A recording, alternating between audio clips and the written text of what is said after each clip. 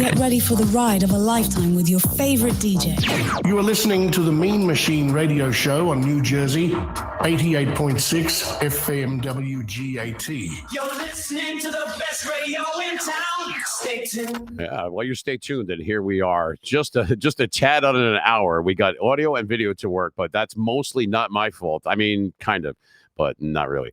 Anyway, welcome to the Mean Machine Radio Show. I am Gregory Joseph. Welcome to the Garden State. You know, what the you looking at state. You know how that goes. Anyway, got a buddy of mine on today. His name is Frankie Pace, and he is a comedian. And I used to watch him. You know, I was sneaking into Rascals in West Orange, New Jersey. And I saw him and his act and everything. I was like, man, that guy's cool. He always had like a cool mustache. Reminded me of like Beefsteak Charlie or some shit. I don't remember. All I know is that I liked him. And then he was one of only 7 comics to actually be able to do his skit on Saturday Night Live. Yep. And we're going to show some pictures. We're going to watch a clip of him. And like I said, he's a New York guy and I'm a Jersey guy. So we mix like, we don't. Anyway, so without further ado, we're going to bring you in. So Frankie Pace. He's right here, and he's coming with us via satellite. I believe he's in Arizona. I don't know where the hell this guy is. Where are you, Frank? Frank, can you hear me? Yeah, I'm in Las Vegas. Ah, right. That place that's known for winners. That's perfect, man. Yeah, right. Okay. Take $500, run through the casino. If you make it to the other side, you're a winner. Right. You know who wins? The people that get on the plane and get the hell out of there, go to Palm Springs and get a, happy ending. Anyway, so you heard your intro and I meant that. And you were like, like a mini hero of mine, because you're not that tall. Yeah. Because I try to I don't want to be, they told me, hey, Greg, you can't be funnier than the guest. I'm like, oh, that's okay, man. I got to laugh. I very rarely laugh, so this is cool. There's nothing to laugh about nowadays. It's an election year. What are you going to laugh at?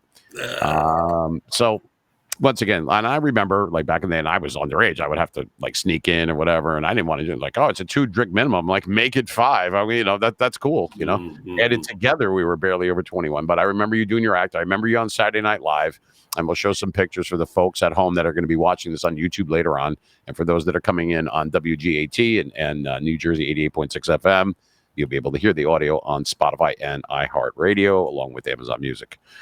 So, Frank. Tell everybody, I mean, I know where I know you from the people that are not, my audience that are not familiar, I should say, with you. What do you do? Where are you from? What are you doing here, man? Well, I started out on Long Island, got married, moved out there, was a plumber and got bored.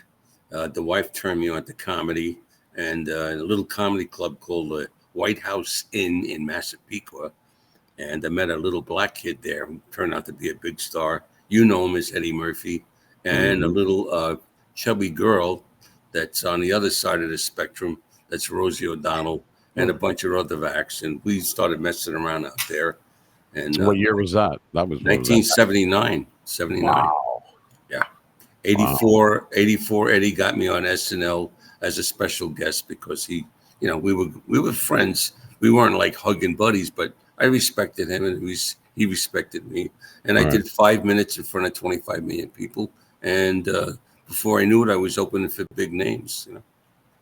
Nice. I mean, that's big time. I mean, Eddie Murphy was like larger than life back in the early 80s because he pretty much, that's what people say, that Saturday Night Live would have died without him. I mean, after the original Not Ready for Primetime players left, like the original crew from 75 on.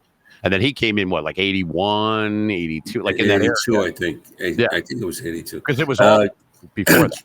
So. Charlie Burnett was originally, they both had the same manager. Bobby Wax was their manager. And I forgot what's his name, the comic strip. He owned the comic strip. Anyway. Yeah. They had Charlie Burnett, and they loved Charlie. But Charlie ended up being dyslexic. They couldn't read. So they had to get rid of him. They didn't care for Eddie, but they had to take him in because they needed a black kid on the show.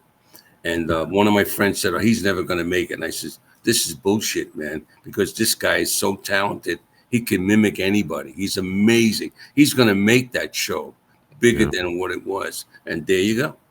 Yeah, he was from Roosevelt, right? Which is also, he was out on the island as well. So, I mean, you saw something in him and he saw something in you, and there you are. Before you know it, boom, he gets you. I mean, that's a big thing. He was just doing in 84. He was doing what? So he had already done a lot of stand-up. Eddie Murphy we're talking about, and he had already done 48 hours. No, he was doing 48 hours, and they needed the 2 weeks of filming.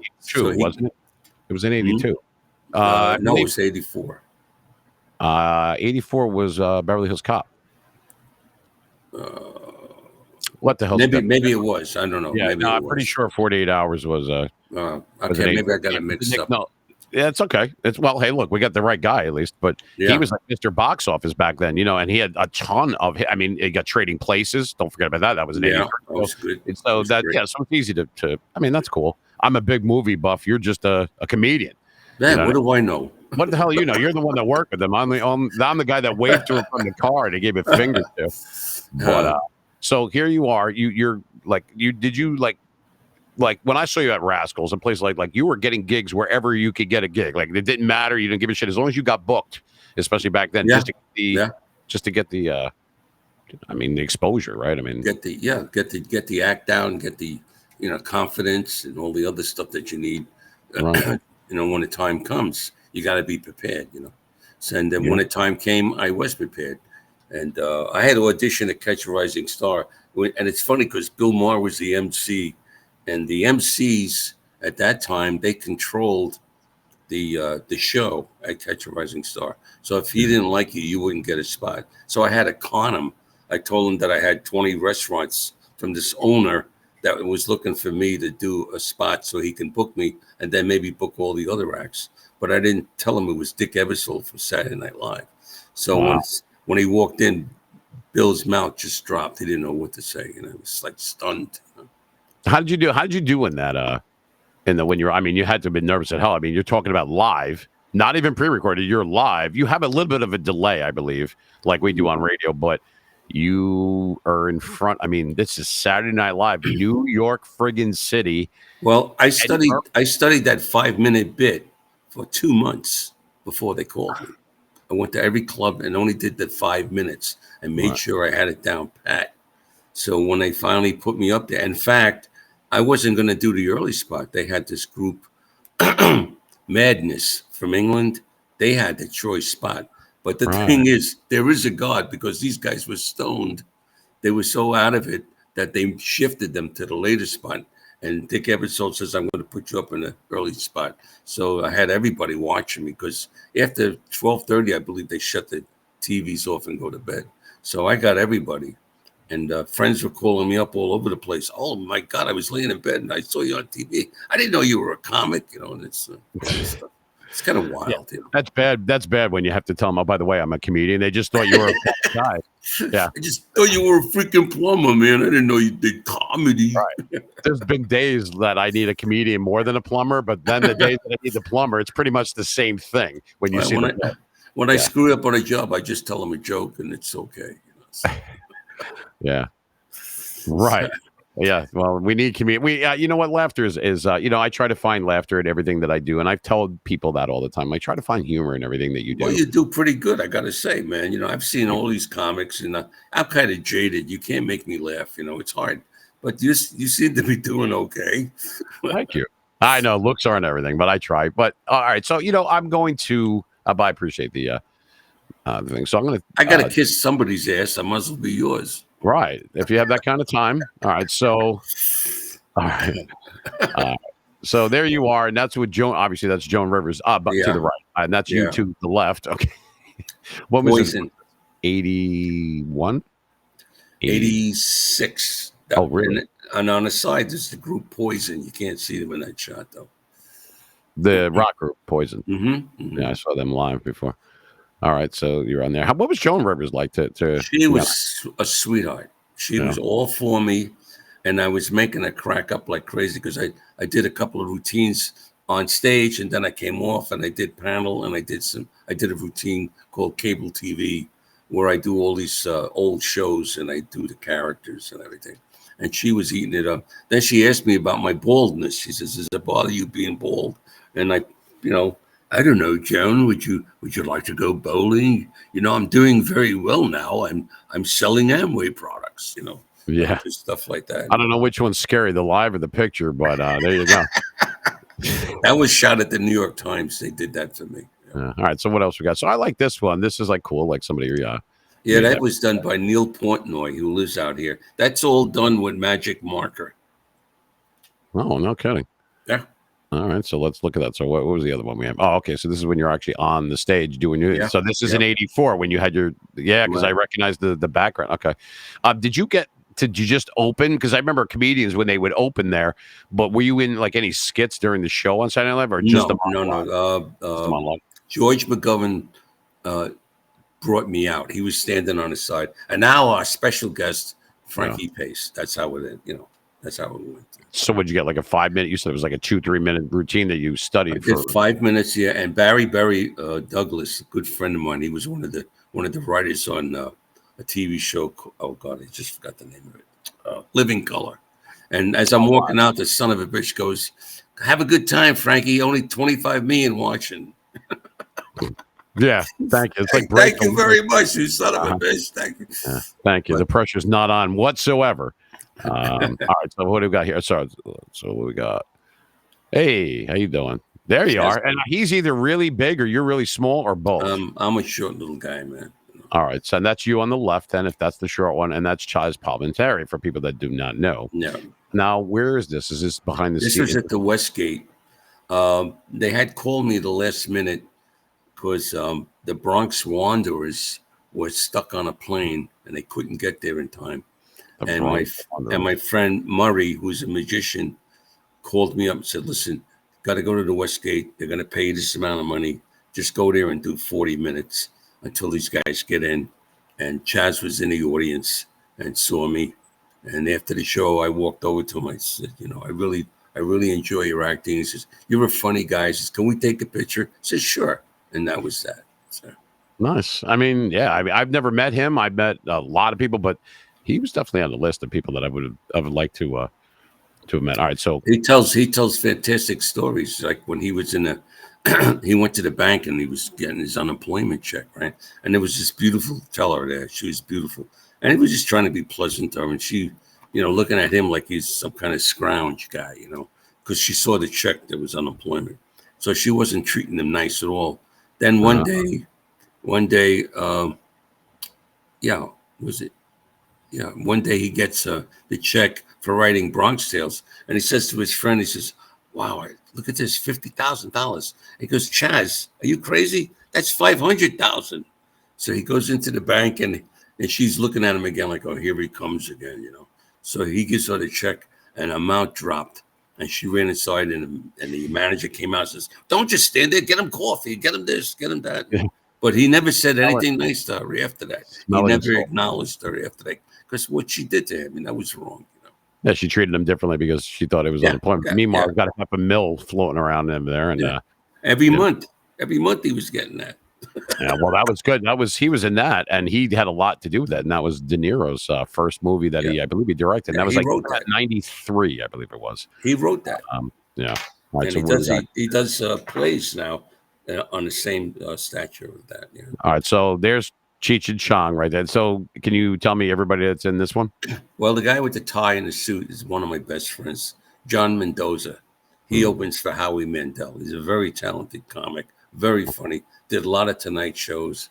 And the other guy on the other side is Dom Irrera. He had his own HBO special. Mm-hmm. I met him in 94. I want to say 96 at Giant Stadium. I don't know, of all places, but he's actually very funny, or was a very funny guy. Now obviously I see Cheech Marin and I see Chong, and obviously that's you on the ground there. Bill Boggs in the middle. He's the guy that's hosting and producing that show. Okay. And the idiot on the floor on drugs is me. Right. Well, that goes without saying. The guy on the floor and the drugs part. All right. So what else? We got one more, and now welcome to Jersey. There you go, Vincent Pastore and you. Yeah, it was a benefit we were doing up in the mountains. With Catskills? Tony Darrow and a bunch of other cast members from Sopranos. We went in the back, and he wanted to take a picture with me. I said, "Okay," we took a picture. Yeah, I've never met him, but he seems like a nice guy. I'm friends with him on Facebook. I don't know what the hell he does a lot of benefits. Pastore does a lot of benefits. I had an interview with him when I was doing a podcast of my own. And he was very difficult on the phone because everybody's talking to him and he's talking to me. And I said, maybe we should do this another time. And he said, no, we could do it. We could do it. No, I mean, there's just regular people, you know what I mean? Either on one side of the fence or the other. And that's what makes them the audience and us not. But all right. So at this point, you did your Saturday Night Live thing. Now, was your phone like ringing off the hook because 25 million people saw it? I had booking agent. I had agent? 3 hooked up answering machines. 3. 3 of them were hooked up answering machines, taking phone numbers and everything, and going out on gigs. And I was opening for Patti LaBelle, and then I worked with Sinatra Jr., and I worked with the Pointer Sisters, and Aaron Neville, and it just went on and on and on and on and on. And then I went to the college market. I was working all the colleges, and then later on, when the Trade Center got bombed, everything died, and I couldn't. There was no work. I wasn't getting anything. My corporate shows just canceled everything.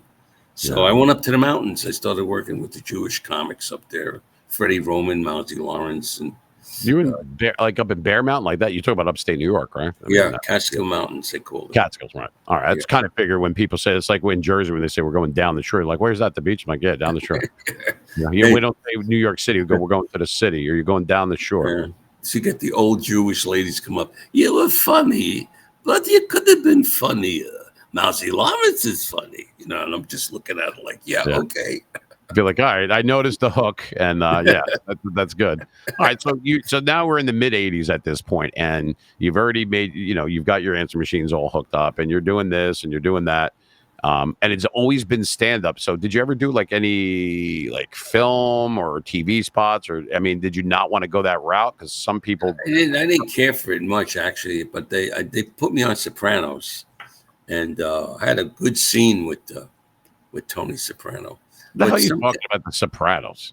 We're in the 80s. Well, you didn't get a job for 25 goddamn years? What do you mean? Oh, well, no, I did. What did I do? I don't even remember what I did. Excellent. I'm old, Not bad, Liber. Yeah. Okay. I did nothing. That's kind of the big gap. I did nothing. I basically worked the clubs and colleges and did a couple of commercials, You did the circuit, what they say when I did Domino's Pizza. I went out to L.A. I moved out there for a couple of years. I lived with Barry Berry for a couple of months, Tell the people at home who Barry Berry is. Barry Berry Douglas was one of the writers for Living Color. Right. They wrote the Homeboy Shopping Network with Franklin Ajay. Him and Franklin Ajay were partners. Yeah. Yeah, the Wayans brothers and all that. And of course, the only white guy in that was, wait for it, Jim Carrey. Mm-hmm. I remember that. And the Fly Girls would dance. That was cool. The late 80s were like, people don't realize that. In the early 90s, they make fun of it or whatever because they don't know. But it was pretty different. It was diverse as far as music, as far as movies, as far as comedians. And you're lucky enough to say that you're a part of it. And we're here sitting talking about that. And it resonates with a lot of people today.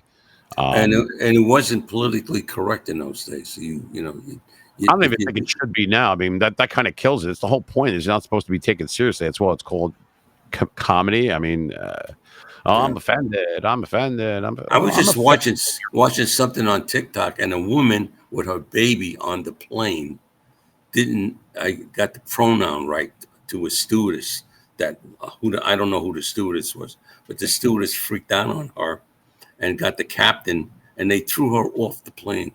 Would you believe that? That's where we're at today. Threw her off the plane. Did you ever meet Rodney Dangerfield? Because I would have liked to have met him. I worked this club for 2 years as a headliner. Did you meet him? Yeah. I was supposed to be in Easy Money. I was supposed to be the plumber in Easy Money. But he had an argument with the director, and they got a new director. And the new director saw me and says, we don't need him. I got Joe Pesci. Mm-hmm. So right from my hometown, Belleville, New Jersey. Yep, yeah. I know Joe. I do. Yeah. That sucks, man. I mean, obviously he played a great role, but that might have been really big for you because that was a great movie. Yeah, Easy Money. Schoon Bakery and Schoonjeel. That was the name of it. Yeah. No, it's good. All right, so I have a stand-up one that I had on here, which I had open, and let's see what we had. So, all right, there we go. So we'll share our screen in a second. Let's see. Let's do that. I'm glad I shaved for this, by the way. Yeah. Yeah, I appreciate it. Thanks for smelling so good as well. Oh, thank you, sweetie. Now I'm offended. All right, anyway. So now you're offended. You're trans, whatever the hell you are. I don't know what. Transistor. I don't know what they call it. You're a transistor. I'm offended that you're offended. I would tell people. Yeah. All right, so here we go. There is Frankie Pace. Now this is what, like 15 years ago, something like that, right? Nah, they're old. They're old, but they're still good. All right, let me take my handsomeness off of here. We'll get some more room. And where is this? Where's this place? I can't see anything. I hear the CB radio in a police car. You ever hear the CB radio? It's got that squelching sounding, kind of like it. So yeah, I could do that, man. CB radio, it's not hard.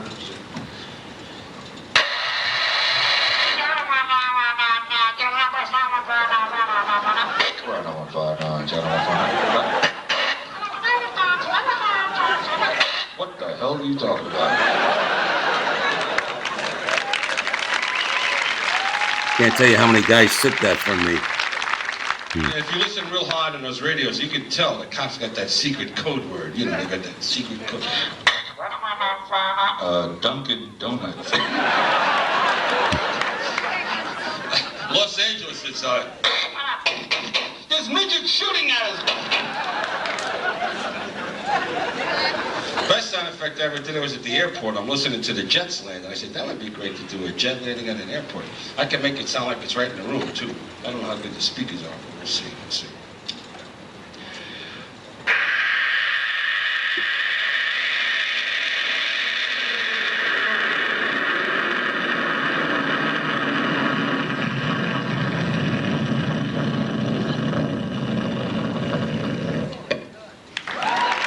That was good.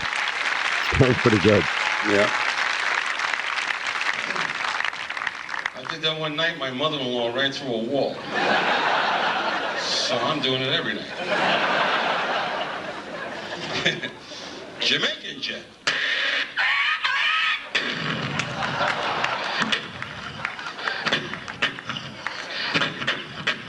Hey, it's a big plane. Hey, man, that was a great ride. You ever been to Jamaica? Not Queens, the island. Jamaica. I love Jamaica. Boom, boom, boom, boom, boom,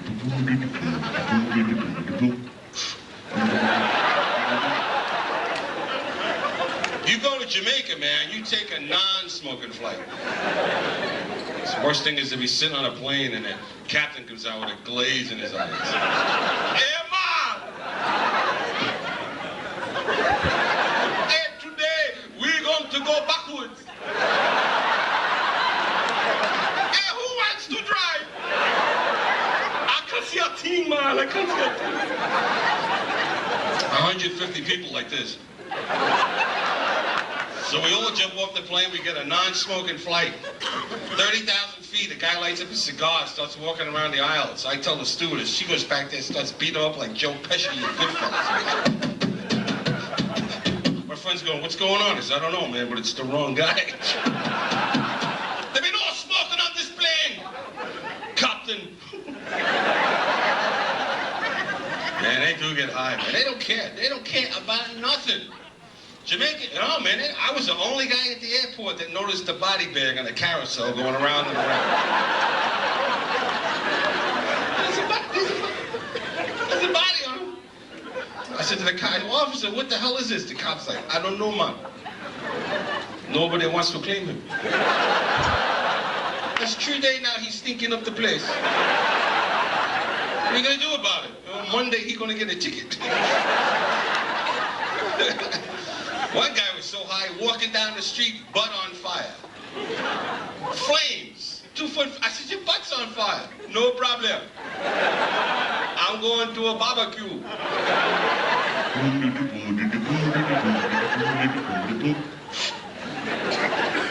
And they can drink too. I tried to drink with them. They gave me a gallon of rum and a moped. Hey, white boy, drink this. Now ride that. 12 miles an hour on a moped. 12 miles an hour, drunk and naked. And I got stung by a bee with a stinger that had to be like 40 feet long. And he was powerful, man, because I ended up in the ditch naked with a moped trying to hit me. Pow, pow, pow. I look up a sign that says, beware of the bee. I'm drunk, I'm thinking, well, how dangerous can this be? Bee? In the dish was nothing but mopeds and skeletons. All right. So that's pretty good. I mean, I thought it was. There we go. The kids like to say hi. All right. So, I mean, and that was from, I guess, what was that? That was 90s. 2000? Okay. I think it was the late 90s. It was up in the mountains. I was doing a resort up there. And they were all very, very prim and proper type people. You couldn't say poop without them getting offended. But you were, really? Even in the late 90s? I would think that it was not the case. Even to this day, like that. I got friends that work up there, and they even say, even to this day, they're very prim and proper up there. They don't like. I wouldn't think so. I mean, we didn't get like, Well, that audience was a very young audience too. They were in their teens and 20s, most of them, and so you had to be clean in front of them. You couldn't do anything really out of it. My act is dirtier than that, really, but you couldn't do that. Yeah, like Dirty Dancing when they had like the resort, like everything was being watched and everything. All right. Yeah. So you have that. So now you did that. Now tell me, now in the episode, which season were you in of The Sopranos? Because that started in 99. Oh, so whoever did this was the name of it would have killed a horse. I forget. I had a good scene, but this guy behind me who was background, they're not supposed to talk. And he started talking like he had acting part. And I turned to him, I said, "What are you doing? You're not supposed to talk." And the director came over and said, "Oh, excuse me, you're not supposed to talk. Why are you doing it?" "Oh, I thought I was helping him, man." And I says, "Well, you can help yourself out. Get him out, And then then they came over and everybody started talking and they decided not to do the scene. So there you go. That sucks. Yeah, but the one with the horse. Okay, so hold on. The one with the horse. That's the one where Joe Pantoliano. Pyomite. Right. Right. So that's got to be late in there was 6 seasons or 7, whatever it was, but it was. I'm guessing that's the second to last season. Maybe it might have been earlier. Like that, yeah. So you're looking at like maybe 2003 through 4, something like that, right? My friend Steve Sharippa played Junior. He was Junior's bodyguard. I'm sorry. Yeah, Bobby Bacala. He was Bobby Bacala. Yeah, he used to be the manager at the Riviera, and he would book me every chance he can get to work the Riviera when I was living in Vegas. Well, Steven, he's actually because our friend, Gianni Russo, the guy that played Carlo Rizzi, friend of mine. Yeah. And I've talked to him all the time. And he actually, when Steven was young, this is what I was told, actually worked with him. Like he drove him around and stuff. Like he was like a wheelman. Steven was, that's what he said. I mean, I don't know, but apparently that was the case. I'm like, Bobby Bacala was driving you around. I'm like, it's Jersey. You come into my state, you're supposed to register and wipe your feet. He flew himself into New York to do that audition. They told him, "Don't do it. You never get it." You know how people are. And he paid for his own flight and went there. Got a place. Right? Yeah. And he got the audition, passed it. Did very well. It was great. I thought they were all great. They were all nice people. Really had a good time. Yeah, I mean, Gandolfini was from, and I spoke to Michael. I spoke to his son a couple of months ago. But James was from Park Ridge. He went to Westwood High School. So I actually DJed when I was a mobile DJ back in like the day. This is around late 80s. And he was actually I have a picture of it somewhere. I have it. I got to find it. I'm not in it, but they took a picture. Back then, we didn't all have like phones and stuff like that. We had lives. And there's a picture, and he was at the wedding. He's sitting right there in Jersey, right there. And he wasn't famous or anything yet, but you could tell clearly it's him, just with more hair and thinner. But it's a shame. He was a great.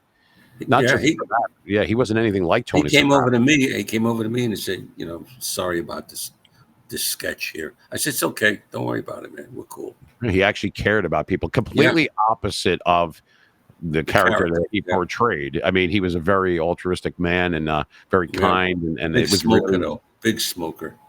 Was he really? Cigarettes? Yeah, I didn't even know that. I think that's what got him. And he had a heart attack when they were in Italy. It was really terrible. I remember that was June of 2013. I do remember that because he's a Jersey icon. I mean, he's known for that, and that's a lot of people, and they still think about that kind of stuff when they come here. But he was a very kind man. I never met him. I wish I did. But with David Chase, he would do like stuff around here. Like they would go like these banquet halls and they, hook up with like New Jersey State Police and like different functions and that kind of thing. I haven't been to one, but they have PaisanCon now that they have here a few months ago. I ran into Pesci down southern Jersey for a benefit. And I was doing my show and he ducked under the table because he thought I was going to pick on him. I started laughing. I said, Joe, I'm not going to pick on you, So. Because of the Eddie, because of the easy money thing. No, right? no. He just thought I was going to pick on him being a comic. So later on, he had this trophy on his arm, smoking a Cuban cigar. And he goes, "You know what I like about you, Frankie? You're funny. You're really funny." And I said, "You know what I like about you, Joe? You're shorter than me." He just looked at me. He didn't know it. Yeah. But actually, he was taller than me. But I don't know if he had lifters on. Who the hell knows? Well, I should hope he's taller than you. What are you, like 5'3"? I was 5'6", and during the years, I'm in my late 70s, so I'm down to 5'3". I'm working my way to 5 foot. You get a tax that's a tax break. I heard though. You're starting to lose inches. Something a man doesn't want to do unless it's going to save him money. I would think. Well, they're going to do the Wizard of Oz again. I'm preparing. What are you going to be, the lion? We represent the Lollipop Guild. All right. Didn't see that one coming. Oh God! So here's a picture of you and Zappa. What was like? I mean, he was a quirky guy, right? Yeah, he was great. He was a real gentleman, and he loved fooling around with me, as you can see. I have a few other ones where I have a wig on and a mustache, trying to be him. We took pictures of that one too. But he was on the show to talk about why he was being, blocked about his music and everything. So. Yeah, I remember that because he did the thing. I remember Zappa did the thing with him and Dee Snider and John Denver when they had that thing with Tipper O'Neill and putting the explicit lyrics thing, which was the dumbest thing ever in my opinion. They were doing it and they actually went. That was when they went to Congress for stupid stuff like that. And I remember that actually, I mean, because I was DJing right after that. It was a couple of years after that happened. That was in like 85, 86, something like that. And it was basically about censorship, like, Yeah, he got censored on his stuff, yeah. Right. So if you don't like something, turn the dial, turn it off, switch it to something. And nobody's forcing you. So why you're going to ruin it for people that do want it? Because back then it was a different world, I would think. I mean, I was around for, I was a kid, but I just remember that stuff would sell that much quicker because everybody wants to, what's that? Mm-hmm. Like, he did weird stuff. He was on Steve Allen and he played the bicycle. He actually played the bicycle, hitting the fenders and turning the wheels, and Steve Allen's looking at him like, this is crazy. Well, who's the funniest you ever worked with? I would say I'm not like Robin Williams, and I did improvs a couple of times. Don My Rare was good with him too. Yeah, and we did two sperms swimming upstream. So he turns to me and goes, "So what do you want to be?" And I don't know why. I said, I don't know. I kind of like heels, So we did stuff like that. I would read something off the wall like, and he goes, "That's right, Mr. President." Fought around. Hey, we're not that far off from that right now. But anyway, that's pretty much. I mean, well, my friend Mark, he was real tight with Scheffler. He was real tight with Robin Williams, and another man that you didn't know. He brought joy to so many people except for himself, unfortunately. Problem was that he needed the accolades. That's why every night he drove his wives crazy because he'd be out every night doing all these comedy clubs for free. Yeah. Just want to get on stage and try out new material. And he's got some stuff. If you go on my Facebook, I got one. He talks about creating a new sport. It's golf, but the way he does it, it's hysterical. And he was just a sweet, brilliant man and didn't have a bad bone in his body. He'd come in and watch my act and be laughing in the back there. And I'm thinking, geez, I hope he doesn't take anything. Yeah. I don't think Robin Williams needed to steal from me, but it's nice that you could be in the exact same sentence with that. I mean, the guy's an icon, obviously. He was a vacuum. He was a vacuum. He would, if we were on stage once, and I do this thing with a little light bulb cover that they use on construction, and I say, and I put it to my face, and I go, "Come on, Anthony, throw the ball to Grandpa," and he loved that bit. So he grabbed my prop and he did it, and I just looked at him. He goes, "Oh, I'm sorry," But that's the way he is. He does it and he forgets about it. He doesn't do it again. So yeah, he likes doing ropes, what they call it, right? I've heard that from different things. So if people go to your website, which there we go. So it's www for those that are listening that are not watching the screen or unable to, if they're listening in on WGAT, you have www.frankiepacecomic.com. That's your website. What can they expect to see? Like they're like, oh well, I want to see this, or well, I got videos that I did. One video was at Joan Rivers. One video was at the Mohegan Sun Arena for about almost 8,000 to 10,000 people.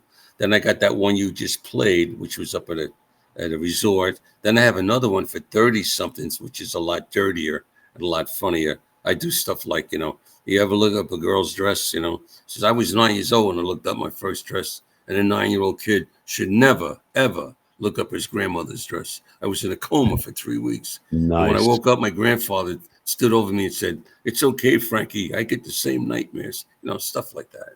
So. Killing me. All right. Mm-hmm. So there you go. So there we are at www.frankiepacecomic.com.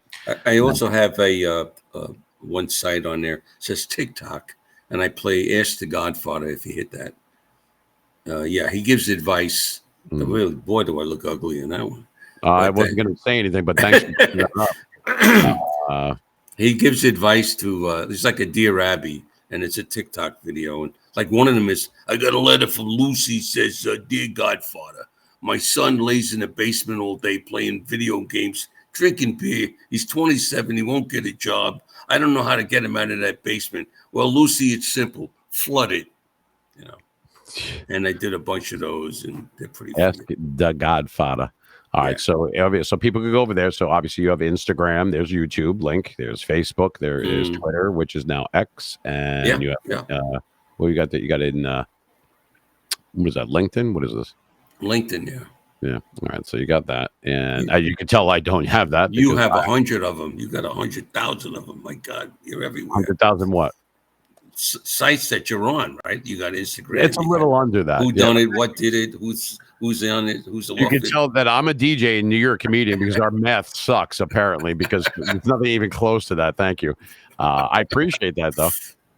You only have to kiss my ass at the beginning of it, not in the middle, and then they're on the way out. But it's my job, I'm an ass kisser. I can't help it. Ooh. All right, so there's so this is pretty cool. So there's Frankie Pace Comic Strip Live. Yeah, that was a funny one. That one on the left, that clip on the left is pretty funny. The one on the bottom there is the one I did 30-somethings. That's pretty funny stuff in there. That's my old stand-up. That's all stand-up. Okay, let's take a look. If it comes up, you might not be able to hear it that good. It's not that loud. Can you hear it? I don't hear anything.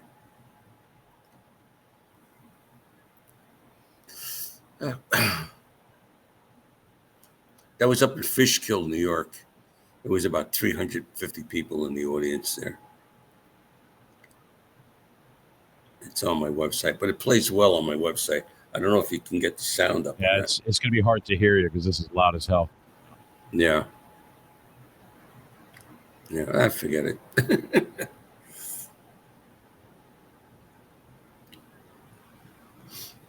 I was looking up my wife's dress, when I met her in high school. She knew what I was doing, so she put a pocket mirror up there. Scared the crap out of me. Nice, Frank. Yeah. That's some of the bits, All right, so talk about marriage. I talk about, the kids and the family and stuff like that. You should come with a disclaimer to, like, do not watch Frankie Pace, 30 minutes after watching, don't go in the water. This is Joan Rivers. I was doing my bits there. Miss Piggy. Louise, did you cook this spaghetti? That's the call line on that. And it's the first man sneezing in space. Oh, that's a bionic man. Gets punched in the eye. Hold on, Frank. They're not going to be able to hear you with the clip on.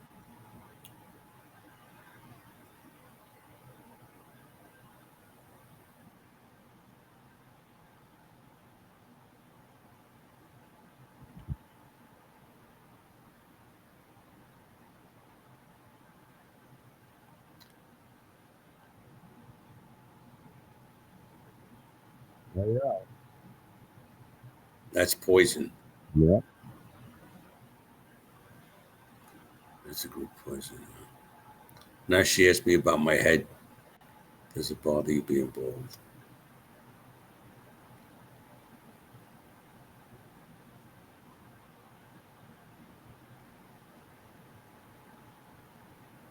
I guess they could hear the audio, right? I guess.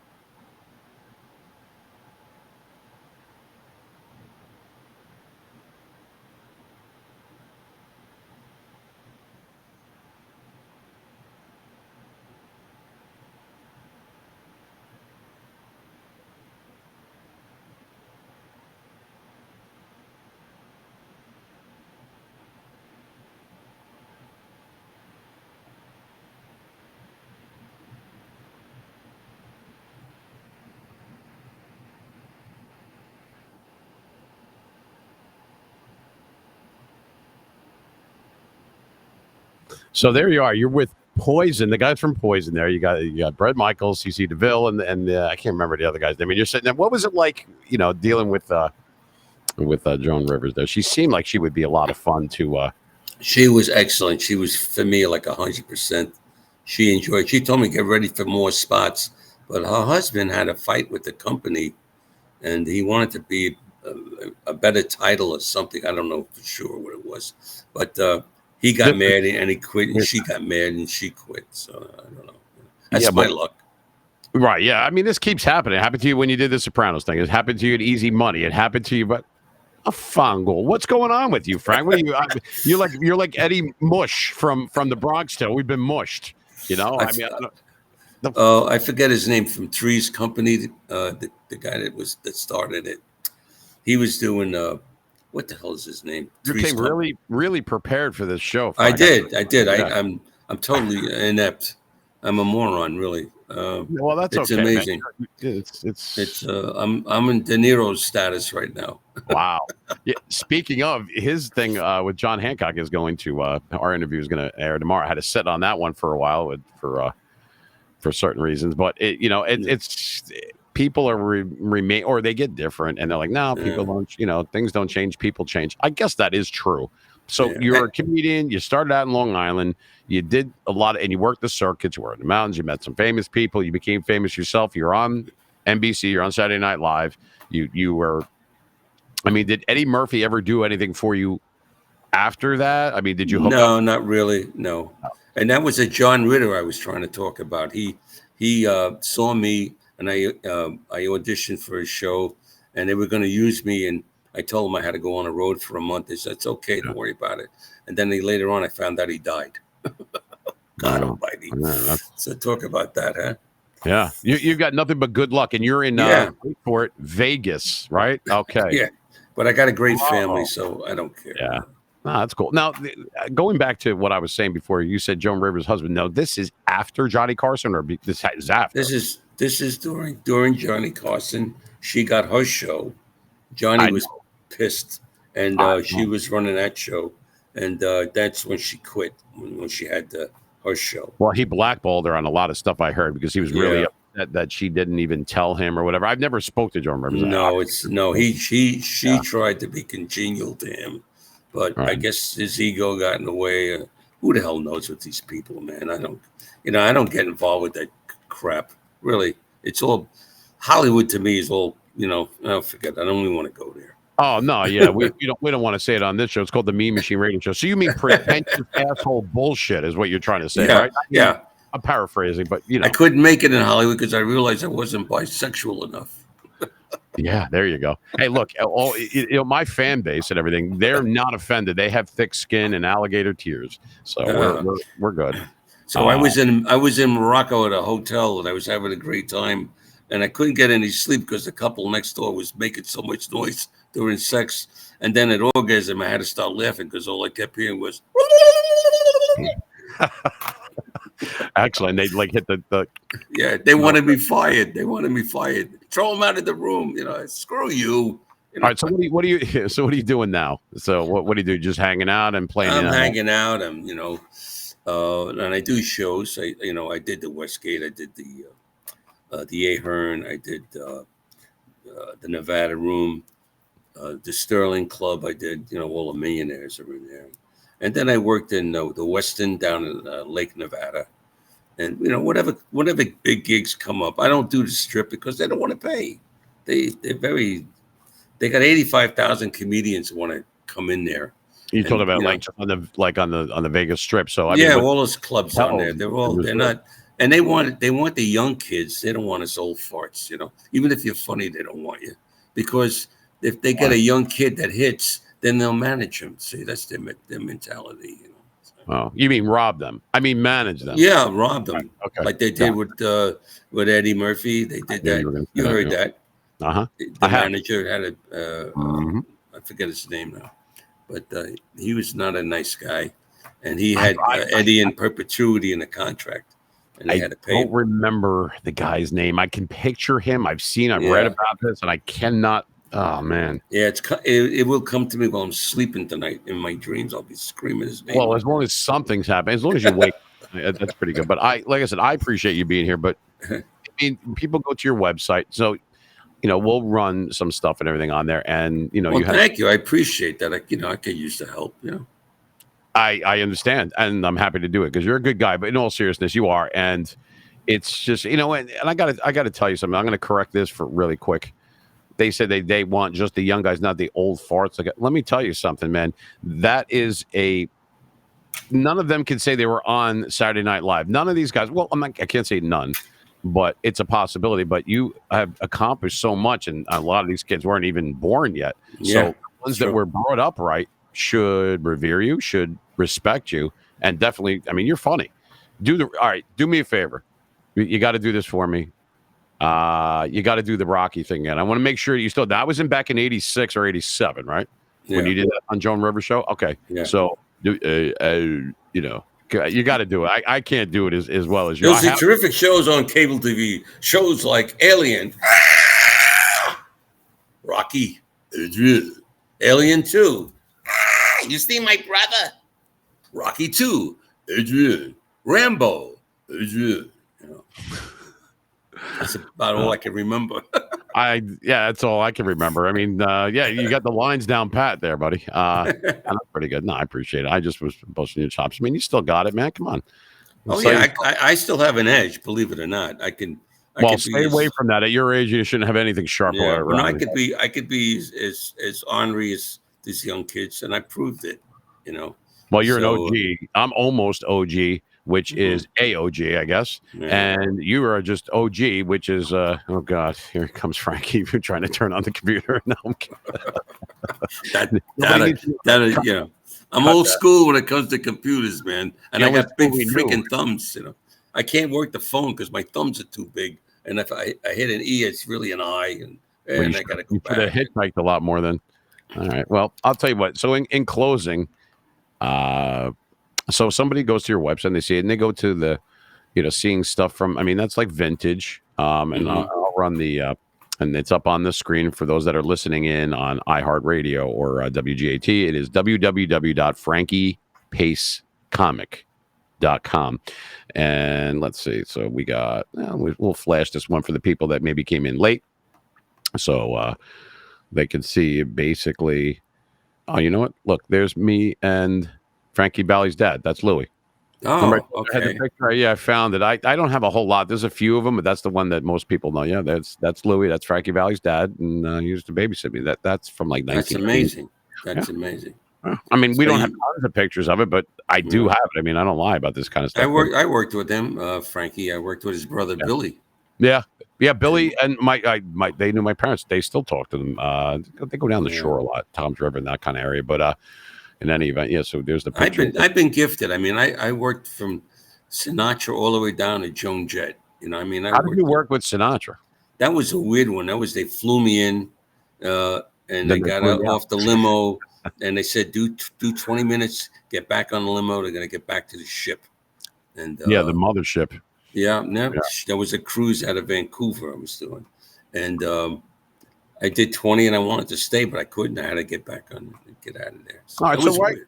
this is cool. Now, what was it like with what? I mean, they were pretty famous by that time, Cheech and Chong, right? And what were they like? They were to cool. act? They were nice guys. Yeah. They were really nice guys. They were cool.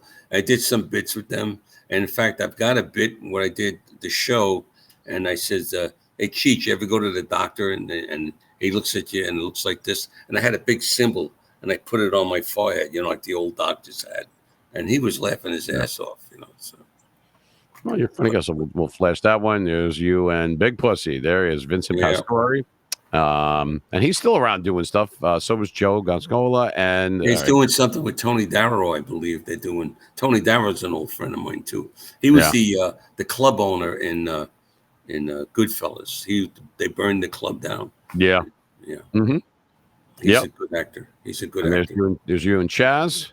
Yeah. And there was a butcher shop that I used to frequent down in Coral Springs, Florida, and he used to go in there from time to time. I never actually met him, but I would always see his stuff up on the wall. But yeah, he seemed like a nice guy. I never met him. I met Frank Vincent, rest in peace, but I never met Chaz. I would have liked to. He seems like the kind of cool dude that he's not pretentious, that he would just talk to you. You know, like he wouldn't make you feel like, you know, oh, I'm not going to talk to a DJ from Jersey, or I'm not going to. No, he wouldn't act like that. You know, Robert Davi's another nice guy.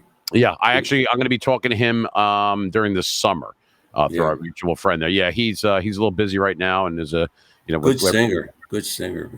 Yeah, I mean, I think I talked to him once before, but a lot of people remember him. For those that don't know, he was in Die Hard, and he was in not Showgirls. What was it? Striptease. He was the club owner. We were at a coffee shop, and he was sitting there, and I said, "How you doing?" Do you have a cigarette? And I said, "I don't smoke." That's about as much as we talked. Oh God! Well, hey, look, that's more than most people. So anyway, but that's cool. I mean, so you've done a lot. So you have FrankiePaceComic.com. You're getting some shows. You're getting. You have a booking agent, and you're doing that. But after all these years, I mean, it's not always about the money when you've been doing the same thing for such a long time. That's loving your craft. That's a labor. Yes, exactly. It does it feel like work when you have to? No, it's fun. It's so much freaking fun. I'm saying freaking because I can't say effing, but you can't say fuck. You mean? Or, no, yeah. Oh, can I say fuck? It's so much fucking fun, man. Well, I mean, you get on that stage, it's like an adrenaline. I turn into a different character. Well, fuck coming out of your mouth doesn't sound correct to me, but hey, how you doing? But hey, it's me, Ray Romano. How are you? I'm fine. You should invest in Kleenex. I should have showed you the photo with me, Belzer, and Gilbert Gottfried. I forgot to put that one. I met Gilbert. I never met Belzer. I would have liked to. And I was watching Scarface the other day, and he was the comic in the club, in the Babylon Club. Yeah. And but I did meet Gilbert Gottfried. Very down, and another guy, unfortunately, rest in peace. But he was a guy. Yeah, we were walking in the city. This is 1989, maybe 1990, and it was He was just he was giving us directions. I go, wait a minute, aren't you? He goes, yeah, because he didn't talk like he actually spoke normal, but just like a nice guy. Shook his hand. We didn't take a picture. A great father.